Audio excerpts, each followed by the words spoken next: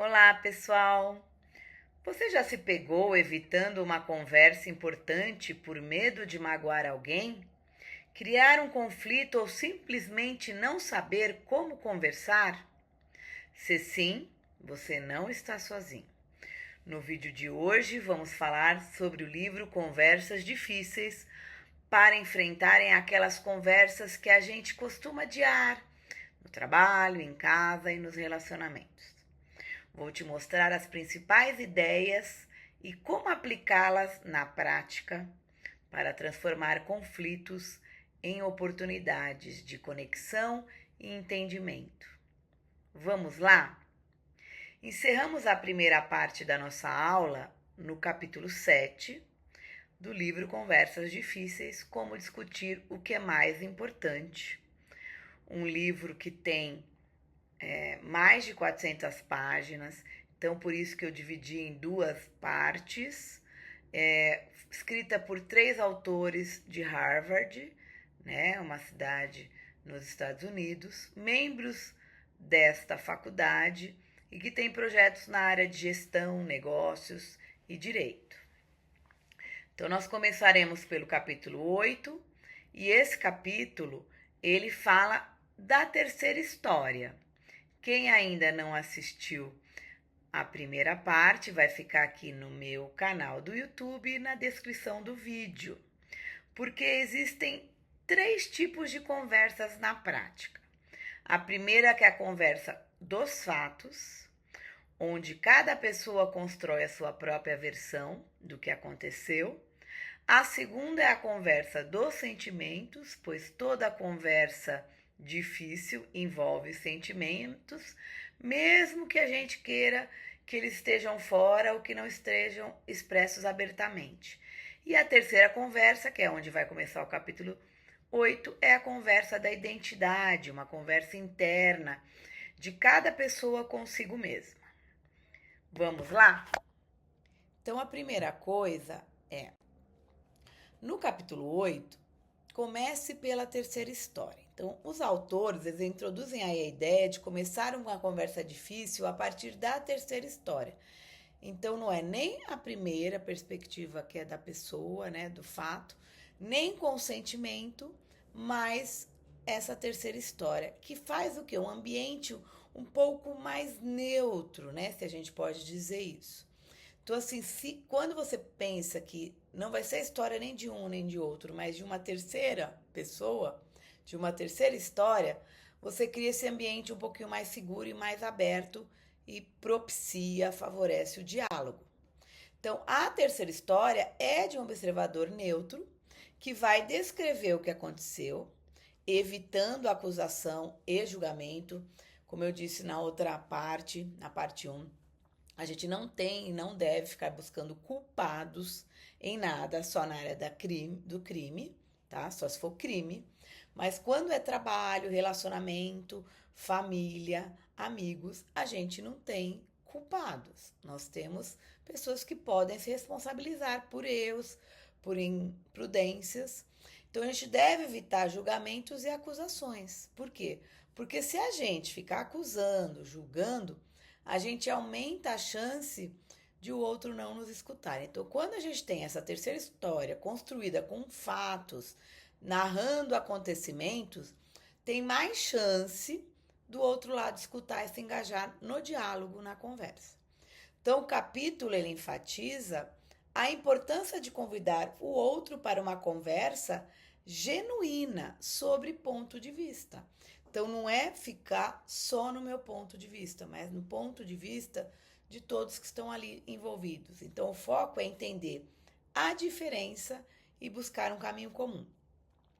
É muito comum, eu, como professor de história há muitos anos, de entender que a gente só respeita aquilo que a gente conhece. Então, entender e respeitar o outro, conhecer as diferenças, vai fazer com que eu busque um caminho para o diálogo. No capítulo 9, então ele coloca aprender como escutar de dentro para fora. Quando eu li esse capítulo, eu falei, mas será que isso existe, né? Como a gente escuta de dentro para fora? A gente sempre parte de fora para dentro. esse é o grande problema. Por quê? Porque eu ouço o outro com toda a minha história, todo o meu repertório, todos os meus preconceitos, discriminações, que muitas vezes fazem parte da nossa história. Então, o que, que os autores destacam? Que conversas difíceis, a gente muitas vezes percebe que por trás tem um monte de preconceitos, conceitos feitos antes, de ideias, preocupações antes. Então, na verdade, você fala muito mais da sua vida do que realmente está em jogo.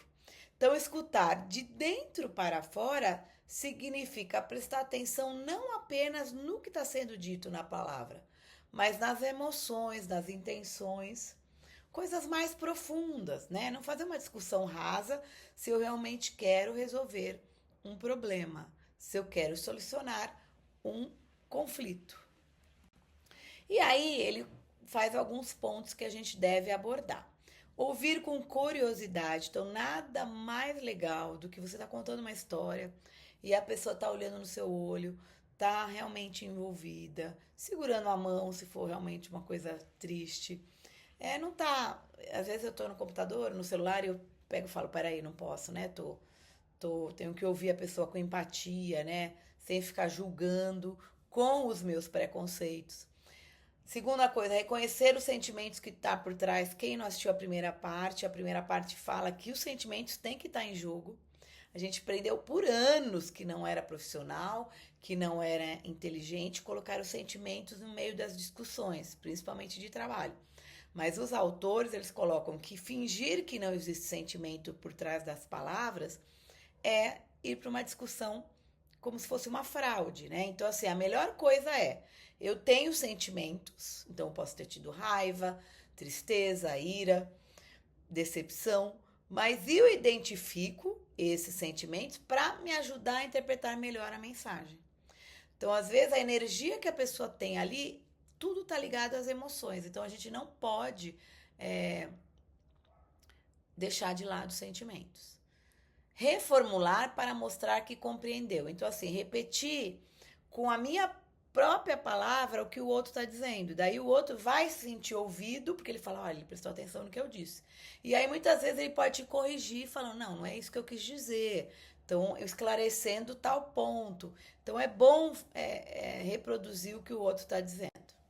Outra coisa, para a gente se defender, a gente todo momento quer muitas vezes corrigir o outro ou se defender. Isso não é escutar, porque escutar não é o mesmo que concordar. Então, assim, você pode até compreender o outro, mas necessariamente não quer dizer que você está aceitando ou cedendo. Mas espere o impulso de corrigir. Não atropele. É que nem eu falo muitas vezes a gente sobressai em cima da pessoa que está falando ainda, e isso é muito feio. Né? Uma coisa que eu preciso corrigir muito. Não numa discussão, até num diálogo normal. Mas a gente precisa ouvir a escutativa, que é a palavrinha que a gente hoje em dia está na moda, mas é uma moda legal. Por quê? Porque é verdade. Eu não posso ter uma escuta passiva de estar escutando o outro já pensando no que eu vou me defender, no que eu vou ter que corrigir o outro.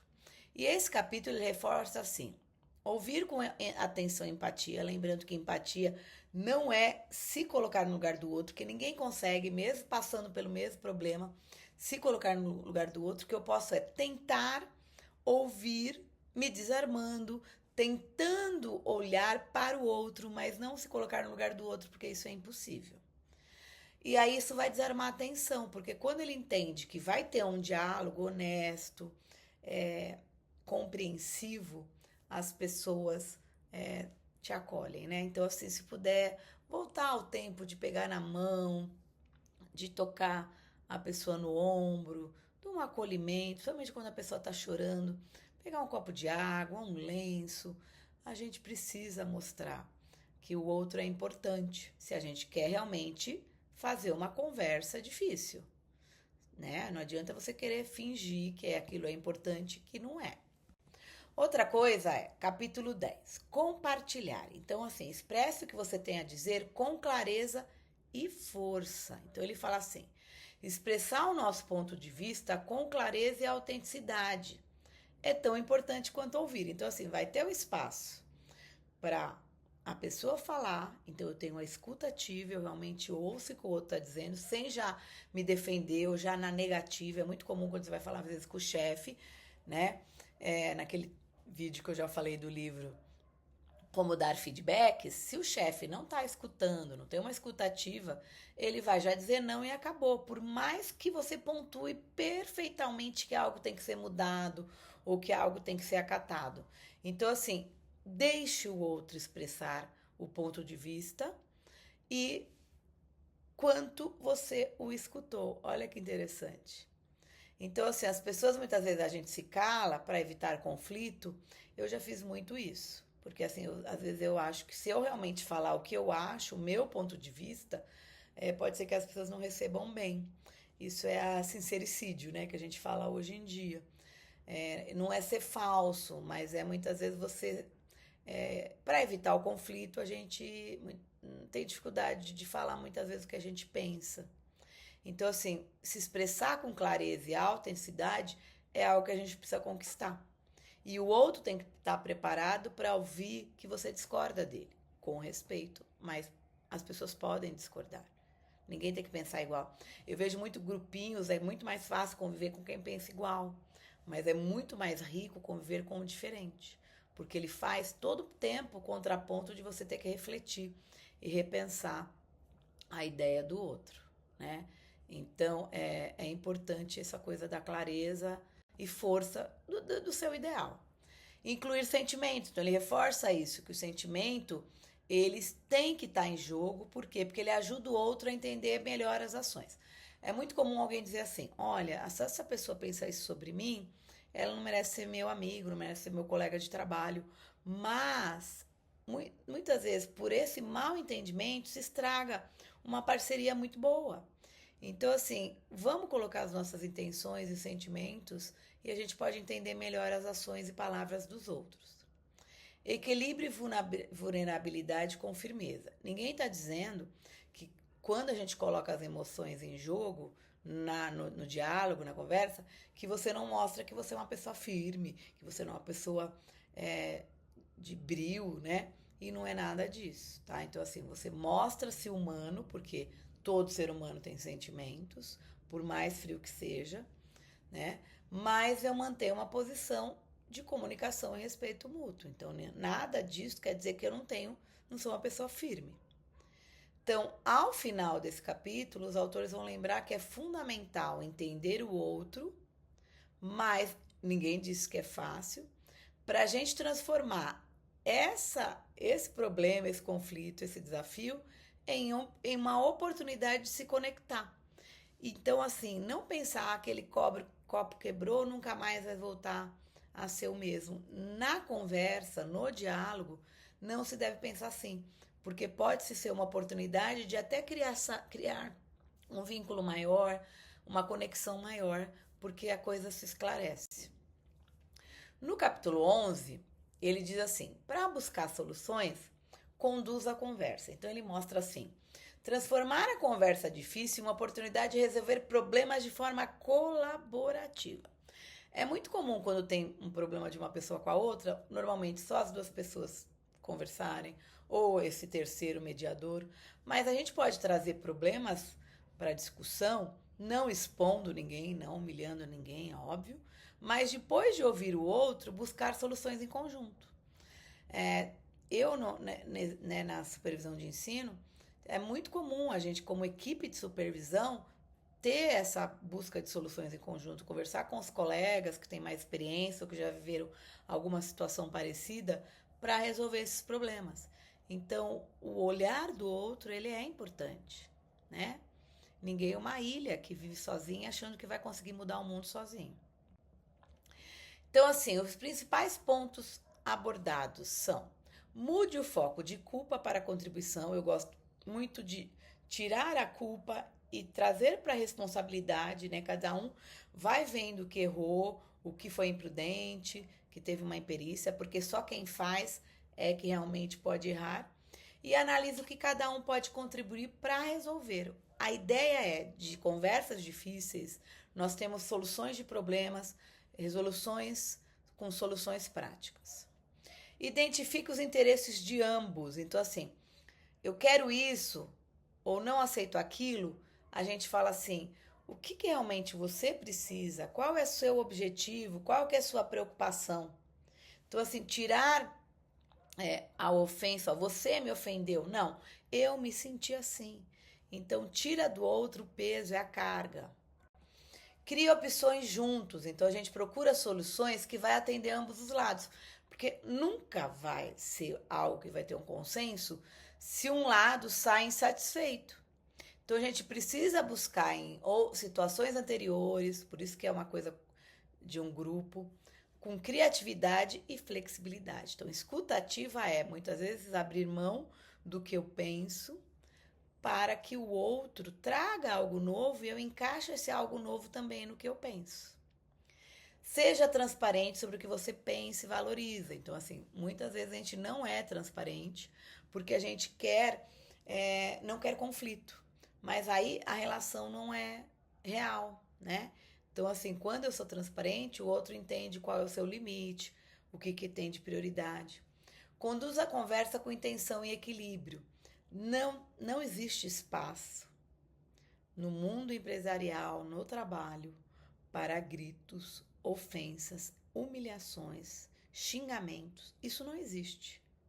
Não deveria nunca ter existido, mas infelizmente, como eu já trabalho há mais de 30 anos, isso sempre foi muito comum. Então, assim, esteja atento para a conversa não sair do rumo que você gostaria. Então, assim, se percebe que as pessoas estão se destemperando, estão nervosas, então passa um pouquinho, vamos beber uma água, muda um pouco o rumo da conversa, então não está preparado para discutir hoje, então vamos conversar num outro momento, vamos trazer um outro ponto de vista, porque sempre no final o ideal é, com essas conversas difíceis, que a gente consiga ter um rumo, uma direção saudável para ambos os lados. Um cede, outro cede menos, cede mais, mas entenda que tem que ter um equilíbrio. Capítulo 12, juntando todas as pontas. Então, neste capítulo final, os autores mostram como integrar tudo o que foi aprendido ao longo do livro para a gente conseguir conduzir as conversas difíceis de forma mais consciente. Então, assim, para mim foi muito interessante quando eu li em 2021, que é quando esse livro foi lançado, que o sentimento tem que estar em jogo. Porque eu sempre ficava assim, quando a pessoa dizia, né? Eu te dei um exemplo na parte 1, de uma diretora que disse que estava chateada com o grupo, na época que eu era professora, em 1999, e eu achei que aquilo não era profissional. E hoje eu penso que ela foi muito sincera em dizer assim, olha, eu não estou satisfeita com o grupo, o pessoal era um pouco questionador de algumas coisas, e aquilo estava criando um clima de desarmonia, né? E nenhum lugar em que as pessoas não têm uma consciência construtiva, consciente do seu papel, vai ter conversas que vão chegar num diálogo que todos devem buscar. Então, assim, conduzir conversas difíceis tem que sempre buscar uma cultura de paz. Até tem um documento do Ministério Público que é Justiça Restaurativa, né, buscando uma cultura de paz, que ele mostra situações práticas de como manter um diálogo. Desculpa um pouquinho. E aí, ele faz até um exemplo, eu já vivenciei isso, que é o objeto de fala. Então, você tá lá com algo na mão, então te dá um bastão, por exemplo, e você só pode falar se você tiver com o bastão. Se você não tiver com o bastão, você espera o outro. Então, assim, se você tem uma equipe, um grupo de trabalho, que as pessoas não se respeitam, que não deixam um fala em cima do outro, essa dinâmica do objeto de fala é muito legal. Por quê? Porque daí só quando você tiver com algo na mão é que você tem autoridade para falar. Enquanto você não tá com esse objeto, você não pode falar. Então isso ajuda a disciplinar um pouquinho quem não tem hábito de respeitar a fala do outro. A proposta é combinar os principais elementos discutidos aqui no livro, né? Então por isso que ele vai integrar tudo aqui que a gente viu nos 12 capítulos. Então ele coloca primeiro da terceira história, ele enfatiza muito essa coisa da terceira história. Segunda coisa é abordar essa situação, desculpa, na primeira terceira história. Abordar a situação com neutralidade, reconhecendo os diferentes pontos de vista e convidando o outro para o diálogo. Então, assim, se o outro não quer conversar, é muito legal você partir de você. Vamos conversar? Vamos dialogar? Segundo, explorar a história dos outros. Então, assim, escutar com empatia, o que eu disse, escutativa, e com curiosidade, atenção sem julgamentos a história do outro. Compartilhar aí a sua própria história. Não tem que estar dizendo que você, ouvindo uma terceira história, ou ouvindo a história do outro, você não vai ter espaço para falar o que você está sentindo, o que às vezes você tem uma boa intenção e essa boa intenção não ficou clara, né? Resolver juntos. Então, assim, quando a gente está com problemas, a solução colaborativa, com mais gente, tem mais chance de dar certo. Porque quando um ou dois só está envolvido, tem mais chance de não dar certo. Então, assim, cada um vai focar no que pode melhorar, sem culpa, né? Com responsabilização de cada um, para resolver juntos como vai solucionar aquele problema. O capítulo também reforça, né, esse último capítulo, que não há fórmula mágica. Então, assim, o livro não está vendendo aqui para vocês. Olha, se vocês aplicarem exatamente isso, vai acabar com todos os problemas, não. Ele dá algumas práticas que aumenta significativamente a chance de ter essas conversas mais produtivas, uma interação melhor, um diálogo melhor, mais humano. Mas não é uma fórmula mágica. Então, assim, os autores lembram que essas conversas são desconfortáveis, ninguém está dizendo que é fácil ter uma conversa difícil, mas valioso. Por quê? Porque a partir do momento que você consegue avançar, tornando, né, esse diálogo real, você pode se tornar uma pessoa melhor, né? Então, acreditar no diálogo. Aí, como eu disse na primeira parte, que essa segunda parte eu ia fazer dos capítulos 7 ao 12 e trabalhar algumas questões, testes que caem em avaliações, provas, concursos. Qual alternativa apresenta uma orientação condizente a que Patton, Stone e Rim preconizam sobre a participação dos sentimentos nas conversas difíceis? São os 3 autores do livro. Como os sentimentos funcionam irracionalmente, são inegociáveis e, portanto, devem ser compartilhados conforme emergem. Então, ok, até elas falam que sentimentos é importante, né? Mas não são inegociáveis, né? A conversa é uma negociação, é um combinado. Então, errado. A forma ideal de conduzir um diálogo é estimular a outra parte a compartilhar sentimento, ao mesmo tempo em que se ocultam os seus próprios. Não. Então, assim, se todo mundo vai dizer o que sentiu daquela situação, você não tem que ocultar, você tem que ser sincero, né? Não sincericídio, de dizer também tudo que pensa, sem se importar com a opinião dos outros. Mas ocultar não é o caminho, que é o que os autores colocam. Idealmente, conversas sensíveis devem deixar de fora os sentimentos, apegando-se apenas a aspectos factuais. Nunca, ele diz assim que é dentro da conversa. Eu tinha essa ideia antes de ler o livro que devia se deixar os sentimentos de fora. Isso só com amigos, marido, parentes. Mas, por exemplo, trabalho, não se falar de sentimentos. Mas ele diz que não, os sentimentos têm que estar em jogo. Claro que não é para ficar uma coisa passional, o diálogo, mas o sentimento tem que estar claro. É necessário deixar-se levar pelos sentimentos nas conversas difíceis, pois eles são guias intuitivos. Não, não é se deixar levar. É colocar o sentimento na mesa, ser claro, mas não vai achar que o que você sente, eu senti que ela quis me prejudicar. Isso não é um guia intuitivo, então não é isso que o autor fala. Eles falam que você deve colocar nas conversas difíceis, sensíveis, os sentimentos, mas depois a gente vai se apegar aos fatos e o que realmente aconteceu. E é útil trabalhar para levar os sentimentos para dentro do diálogo, desde que se tenha um propósito em fazê-lo, porque se também você vai falar do sentimento pelo sentimento, não vai adiantar. Então, o correto, letra E.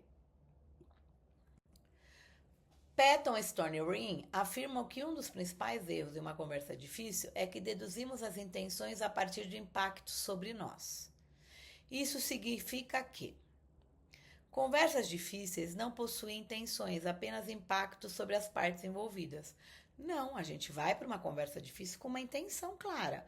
Então, assim, se você não tem nada a propor, se não tem um método, não vá para a conversa difícil. Então, assim, não possuem, não, elas possuem. Só seremos impactados por uma ação quando soubermos com segurança qual a intenção de quem nos atingiu. Então, assim, a gente ter segurança da ação não é real. Então, assim, eu só posso, então, pensar que eu vou para uma conversa difícil deduzindo e eu tô seguro que aquela pessoa pense aquilo? Não. Então, assim, é o lado da pessoa, o outro lado e o terceiro. Então, isso aqui não tem nada a ver com os princípios que os autores passam pra gente. Porque muitas vezes a gente não tem segurança da intenção, por isso que eu vou escutar. Eu não vou deduzir, né? Como ele está aqui, ó, dizendo, deduzimos as intenções. Não. Concluímos por dedução que quando nos sentimos agredidos, a intenção é de irritar, de nos agredir.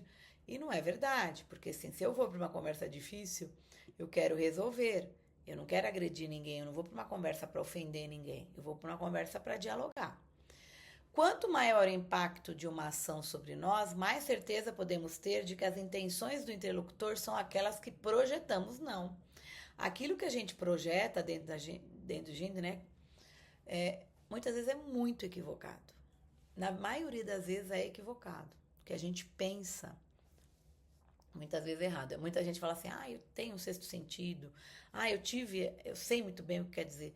Olha, 90%, na hora que você realmente conversa, dialoga, a gente tem um impacto ao contrário, se você está aberto para conversar.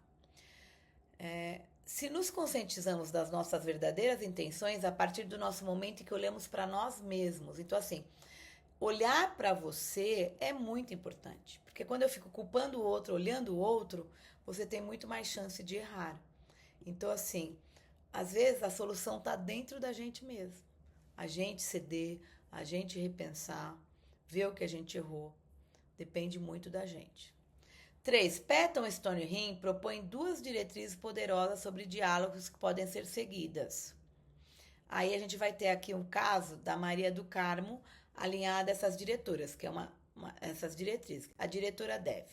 Leia o texto para as próximas questões. Então, Maria do Carmo é uma diretora em uma escola estadual. Em uma reunião da equipe escolar, junto à supervisão de ensino, ela se preocupou com alguma das falas de Jonas, orientador educacional. Maria do Carmo decidiu então que precisava conversar com Jonas. A diretora iniciou a conversa afirmando: fiquei muito preocupada com o que você disse diante da supervisora. Imediatamente, o orientador se mostrou defensivo, muito comum. Alguém fala que você fez alguma coisa que não gostou, você vai o quê? Se parecer magoado ou mesmo zangado. Então, Maria do Carmo se arrependeu de ter iniciado aquela conversa. Então, aí a pergunta. Patton e Stoneham propõem 2 diretrizes poderosas sobre diálogos que podem ser seguidas por Maria do Carmo. Então, estou repetindo lá o que eu comecei. Alinhada em uma dessas diretrizes, a diretora deve ceder a palavra para Jonas, substituindo a perspectiva pela dele, né, pelo orientador. Não, ninguém disse que a gente substitui. Porque se a gente está correto naquela visão, não quer dizer que ouvir o outro você substitui. Garantir que Jonas entenda sua posição hierárquica. Então, assim, a diretora está acima do orientador e a supervisora mais. Então, não tem nada a ver com hierarquia. O diálogo é uma coisa horizontal. Ordens é hierárquico, né? Então, vertical. Mas diálogo, conversas é horizontal. Convidar o intermediário para explicar a perspectiva da diretora. E Jonas não, a pessoa é que vai falar. O intermediário, muitas vezes, é o terceiro diálogo. Mas cada um vai falar por si. Postergar o diálogo? Não. Só se a gente está buscando um método. Mas não porque é uma situação insustentável. Dizer, não adianta, não vamos investir em diálogo, em conversa. Conversa não vai adiantar. Nunca. A conversa sempre, a gente tem que insistir no diálogo. Convidar Jonas para investigarem juntos o que aconteceu na reunião. perfeito, não é buscar soluções colaborativas em conjunto? 4. De acordo com o que propõe Patton e Stonering, a postura defensiva de Jonas se relaciona ao fato de que, do texto ainda, as pessoas rejeitam opiniões vindas de líderes ou figuras de autoridade. Não, não é verdade. A gente até às vezes pode ter um pouco de de gastura, de não gostar muitas vezes. O chefe, ele manda. Não, não é isso. A gente está confundindo autoridade com autoritarismo. Então, ter autoridade é muito importante para toda a relação de trabalho, até dos pais. B. A diretora evita esclarecer uma relação clara entre o problema apontado e possíveis seleções, deixando confuso. Então, assim, não é o ideal, né? Então, assim, o fato de evitar estabelecer uma relação clara não é o real, porque ela tá dizendo para ele que ela estava preocupada com aquela conversa, né? Então, também não é isso. A fala da diretora comunica um julgamento sobre ele e o de pessoa que é. Então, assim, a diretora está preocupada. Ela coloca ali, ignora lá a função, né, do diálogo daquele momento. Então, ela fez um julgamento. Então, é errado também, não é o que é o certo. A diretora tem uma postura excessivamente dialogal, abrindo espaço para a expressão do descontentamento. Não é muro de lamentações. É isso que acontece muitas vezes num diálogo, numa conversa. Cada um fala o que pensa, os seus descontentamentos e não chega num lugar nenhum. Então, não é um lugar de expressar descontentamentos para buscar uma solução. O orientador educacional ignora a função do diálogo enquanto promotor de uma identidade profissional. Então, esse é o correto. Por quê? Porque esse orientador se ofende. E a gente deve partir para quando alguém traz uma ideia, que a gente possa promover essa identidade profissional do diálogo. E a última questão é: assinale a alternativa que corresponde ao que defendem os autores a respeito dos sentimentos. Então, o sentimento, que é aquilo bem novo para esse livro, em diálogos difíceis. A escuta ativa se orienta para o futuro, buscando a solução dos problemas, que exige retrair os sentimentos. Não. Escuta ativa é o certíssimo. Ela não retrai nada, porque eu estou escutando e absorvendo tudo. A habilidade de escutar aumenta quando conseguimos expressar o que sentimos, enquanto sentimentos não expressos podem trazer resultados desastrosos. Não, não é isso que ele coloca. Então, assim, não colocar meus sentimentos não tem problema. A questão é, se eu tenho sentimentos com relação a esse diálogo, eu preciso colocar ele na mesa. Então, realmente, quando a gente não consegue, quando a habilidade de escutar aumenta quando a gente consegue expressar o sentimento, não quer dizer isso. Isso pode até levar a resultados desastrosos, mas não é isso. Não é a habilidade de escutar com relação só aos sentimentos. Então, assim, isso são pegadinhas.